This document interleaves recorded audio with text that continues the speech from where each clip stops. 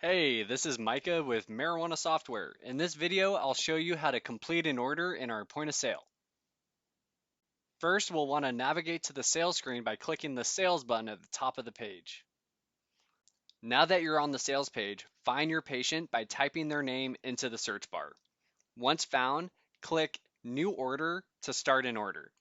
If it's a new patient, you can click the New Customer button to add them into the system. If your state allows recreational or anonymous sales, you'll see a new order button next to that new customer button. Click that to start a new anonymous sale. That brings us to the point of sale page. Our Oklahoma dispensaries can click the OMA Verify button to check the validity of a patient's card as required by OMA.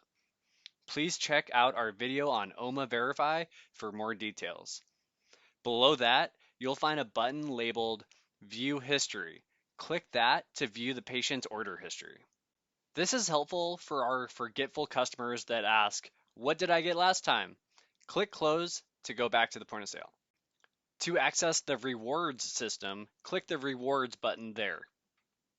Here, you can view the points accumulated, update points, and add notes. To close this section, click the Rewards button again at the top. To view your state's sales limits, click this button. This infographic shows the amounts of each category you can sell to a patient. To close, click the Sales Limits button again at the top. You can click the Start New Order button to navigate back to the sales screen. Click the Add Customer button to update the patient attached to this order. Click the Open Order button to load a previous order. Or click the Wireless Printer button labeled with an asterisk to select your wireless printers. If you don't see your wireless printers listed, please refer to our knowledge base article or call us for help. Otherwise, select your printers, then click Save. Click this button to open up the point of sale settings. Enabling this setting will automatically add unit-based items to the order.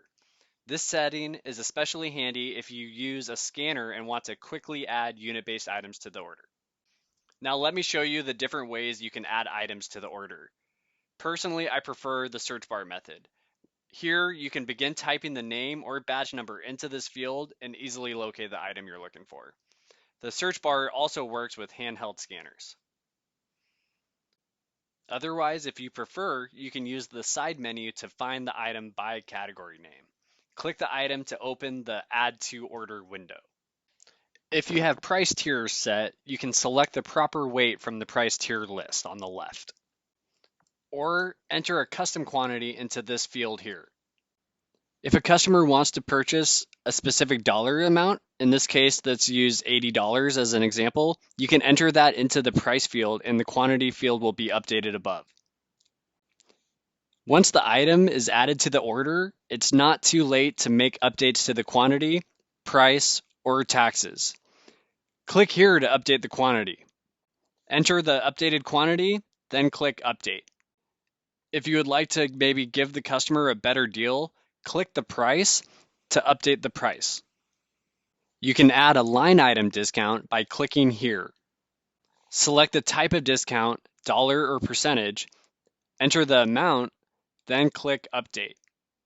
If you have multiple items in the order and would like to do a whole order discount, click here.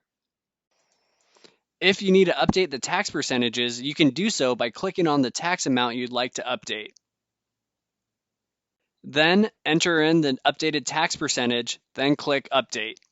If you need to print a label, you can click the Print Label button.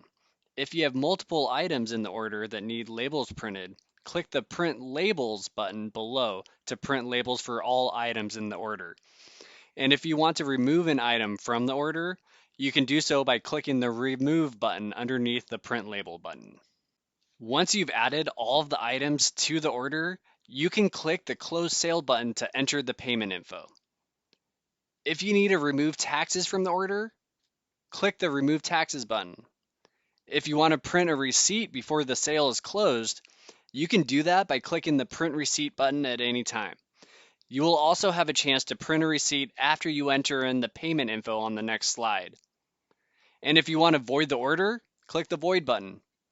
Right now, we want to close this sale, so we will click the Close Sale button. Here, you will select the payment type and enter the amount tendered. You will see the change due below.